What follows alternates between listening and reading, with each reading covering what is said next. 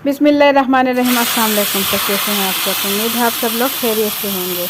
तो आज की रेसिपी में मैं बनाने जा रही हूँ कड़ी पकोड़ा। बहुत ही मज़ेदार कड़ी पकोड़ा बनता है। इंशाल्लाह आप लोगों को ये रेसिपी पसंद आएगी। और अगर आप लोगों को मेरी रेसिपी पसंद आए तो वीडियो के नीचे दिए हुए लाइक के बटन को ज़रूर क्लिक कर दें। तो वीडियो आपने स्किप नहीं करनी, एंड तक मेरे साथ रहना ताकि आप जान सकें कि मज़ेदार कड़ी पकोड़ा हम कैसे तैयार करेंगे।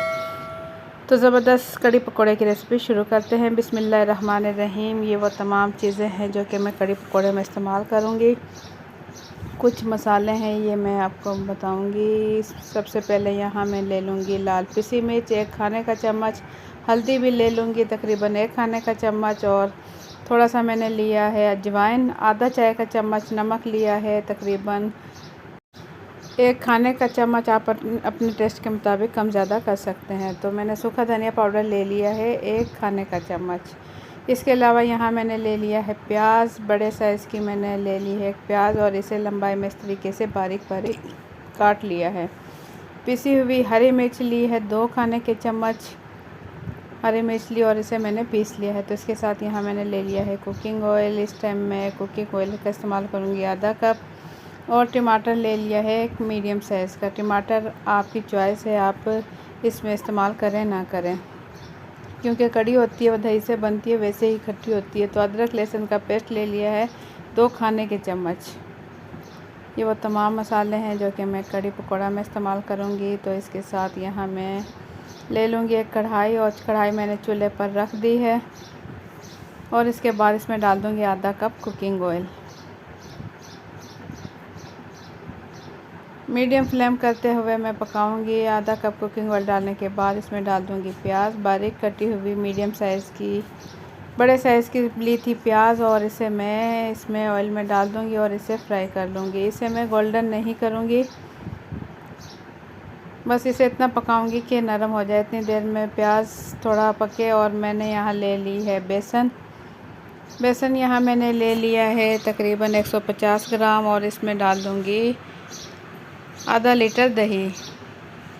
अगर दही आपका खट्टा है तो आप कम ले लें, 250 ग्राम यानी कि 1 पाव ले लें। तो दही मेरा मीठा है तो मैं इसमें डाल दूँगी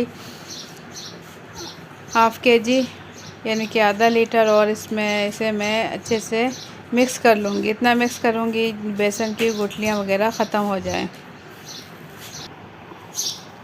तो ज़बरदस्त मिक्सिंग करने के बाद इसमें मैंने पानी शामिल कर दिया है, तकरीबन 2 लीटर पानी शामिल कर दिया है। पानी शामिल करने के बाद मैं इसे फिर से मिक्स कर लूँगी ताकि बेसन और पानी अच्छे से मिक्स हो जाए। तो बेसन और पानी अच्छे से मिक्स हो चुका है। यहाँ प्याज भी हल्के हल्के ब्राउन होना शुरू हुआ है और अच्छे से नरम है। तो इस टाइम में इसमें शामिल कर दूँगी अदरक लहसुन का पेस्ट। तो अदरक लहसुन का पेस्ट डालने के बाद चम्मच चलाऊंगी और इसे मैं भून लूँगी। और साथ ही इसमें डाल दूँगी पिसी हुई हरी मिर्च जो कि मैंने ली थी 2 चम्मच, और टमाटर शामिल कर दूँगी इसके अंदर। इन चीज़ों को मैं अच्छे से भून लूँगी। ये देखिए अच्छे से भून चुका है, ऑयल इसका अलग होने लगा। तो इस टाइम मैं इसमें डाल दूँगी पिसे हुए तमाम मसाले।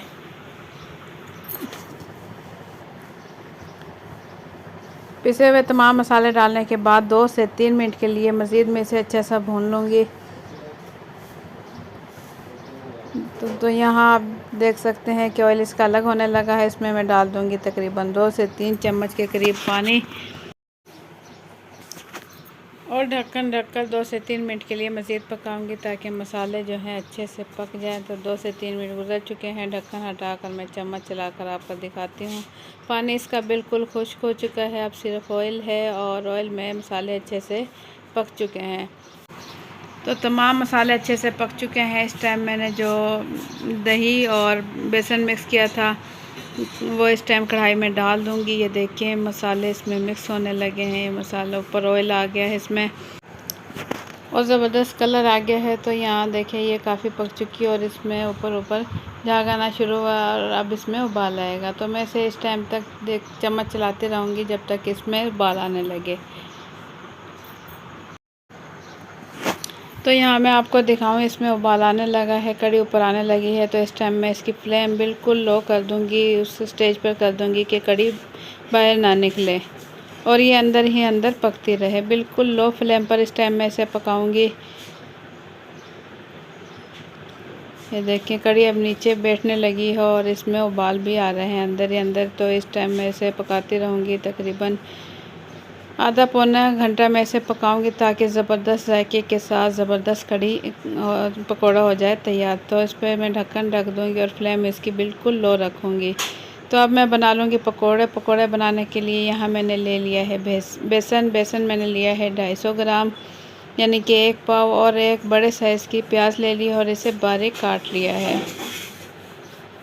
तो यहाँ मैंने ले लिया है पुदीना मैंने ले लिया आधी गड्डी और इसे बारीक काट लिया है। और पिसी हुई हरी मिर्च ले ली है 2 खाने के चम्मच।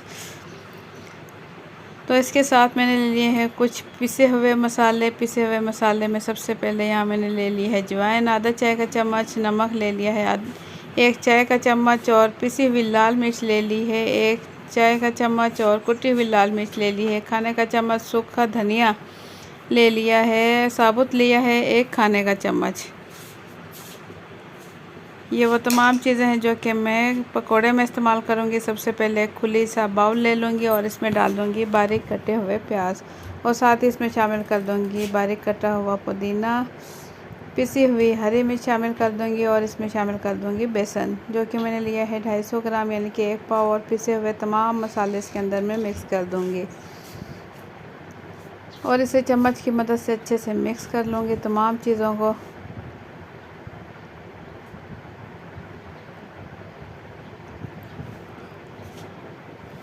तमाम चीज़ें मैं अच्छे से मिक्स कर लूँगी चम्मच की मदद से। इसके बाद इसमें मैं थोड़ा थोड़ा पानी डालते हुए इसे अच्छे से मिक्स कर लूँगी। तो ये पकोड़े बहुत ही मज़ेदार बनेंगे, लच्छे पकोड़े बनेंगे, प्याज वाले लच्छेदार पकोड़े, और कढ़ी में बहुत ही मज़े के लगते हैं। तो यहाँ थोड़ा थोड़ा पानी डालते हुए आप देख सकते हैं बहुत ही ज़बरदस्त सा इसका जो है बैटर मैं तैयार कर चुकी हूँ पकोड़ों का। तो कढ़ी भी यहाँ मैं आपको दिखाऊँ, मैंने इसका हल्का सा ढक्कन खोल दिया था और ये पक कर बीच में मैं देखती रही हूँ, बीच में इसमें चम्मच चलाती रही हूँ। तो ये आप सकते हैं निशान के मुताबिक कढ़ी यह पक कर तैयार हो चुकी है। तो ज़बरदस्त कलर के साथ कढ़ी हो चुकी है तैयार। ये मैंने ले लिए हैं कुछ मसाले जो कि मैं तड़के में इस्तेमाल करूँगी। 10 से 12 मैंने ले लिए है गोल लाल मिर्च, और तेज़पत्ता ले लिया है 6 से 7 अदद, और इसके साथ मैंने ले लिया है 2 खाने के चम्मच मैंने ले लिए है ज़ीरा।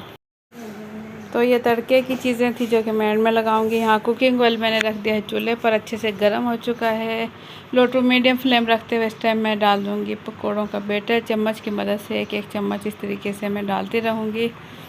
ज़बरदस्त मज़ेदार पकोड़े हो रहे हैं तैयार। कढ़ी पकोड़े के लिए कढ़ी हो चुकी है तैयार। अब पकोड़े बना रहे हैं हम बहुत ही मज़ेदार।